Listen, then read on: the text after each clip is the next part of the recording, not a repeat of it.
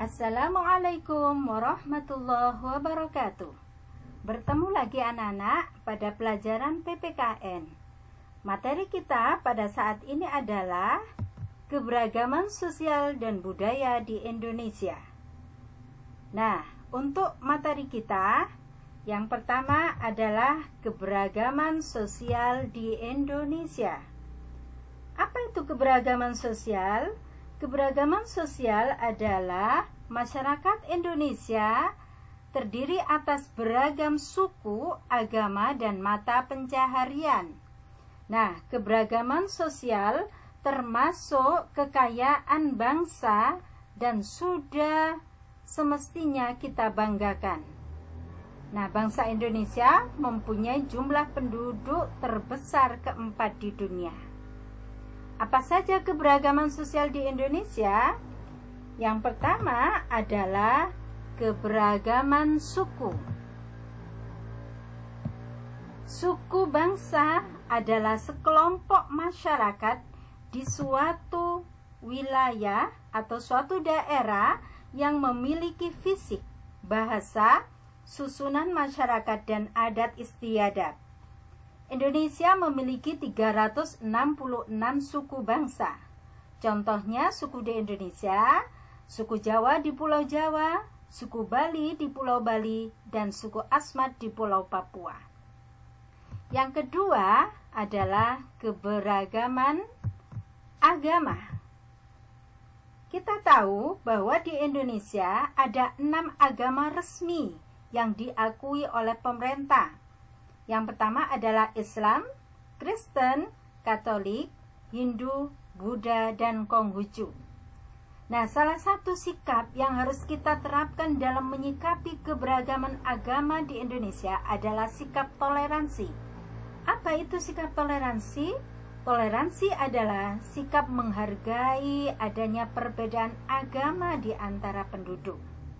Nah, tujuan dari sikap toleransi ini adalah untuk menjaga keharmonisan hubungan antar umat beragama di Indonesia.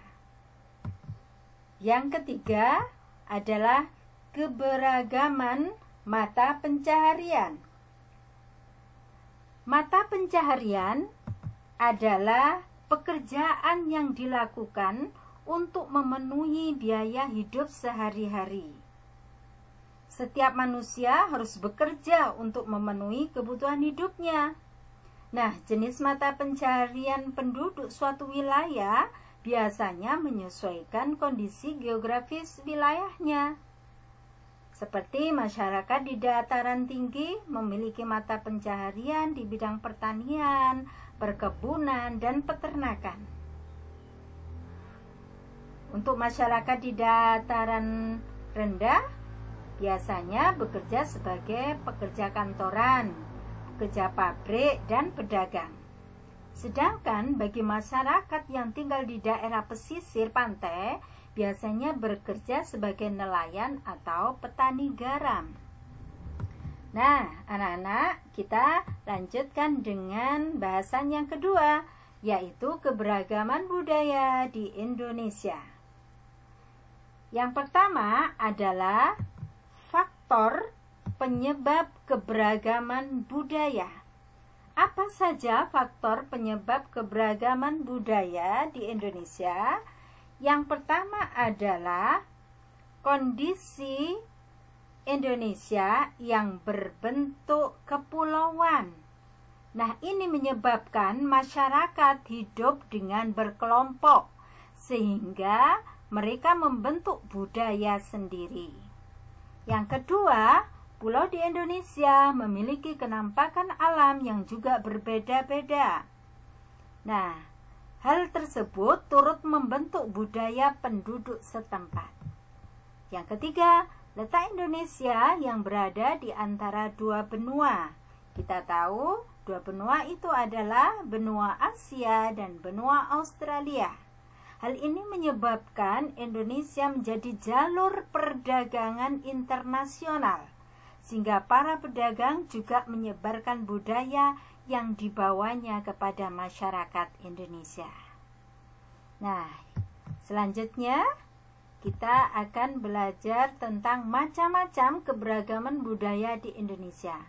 Apa saja keberagaman budaya di Indonesia?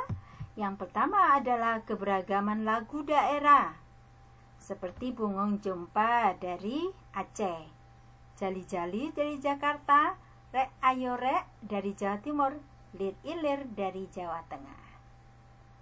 Yang kedua, keberagaman adat istiadat, seperti upacara sekaten, tedak sinten atau ngaben, dan masih banyak yang lainnya. Yang ketiga, keberagaman alat musik tradisional. Ada angklung, ada sasando, gamelan, tifa, dan saluang.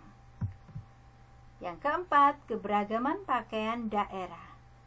Ada pakaian kebaya, ule, balang, ngimbe. Dan yang kelima adalah keberagaman senjata tradisional. Contohnya apa? Yaitu rencong, golok, celurit, parang salawaku. Dan selanjutnya adalah keberagaman bahasa daerah, seperti bahasa Jawa, bahasa Sunda, bahasa Minangkabau, dan bahasa Banjar. Nah, anak-anak, untuk bahasan kita yang ketiga adalah tentang organisasi sosial budaya. Pengertian dari organisasi sosial budaya adalah sekelompok masyarakat yang memiliki tujuan bersama dalam bidang sosial budaya. Nah, tujuannya diputuskan oleh seluruh anggota dengan cara musyawarah.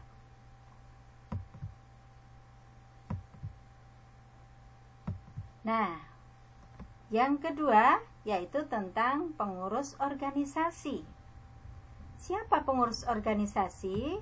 Adalah anggota yang bertugas mengatur dan mengawasi jalannya program dan kegiatan organisasi. Nah, pengurus dipilih oleh anggota melalui cara sebagai berikut. Yang pertama adalah voting, yaitu pemilihan pengurus organisasi melalui pemungutan suara. Sedangkan yang kedua adalah aklamasi. Apa itu aklamasi? Yaitu pemilihan pengurus organisasi melalui penunjukan langsung kepada salah satu orang yang dianggap mampu melaksanakan tugas dengan baik. Nah, selanjutnya adalah tentang anggota organisasi. Nah, anggota organisasi ini mempunyai kewajiban dan hak. Apa saja kewajibannya?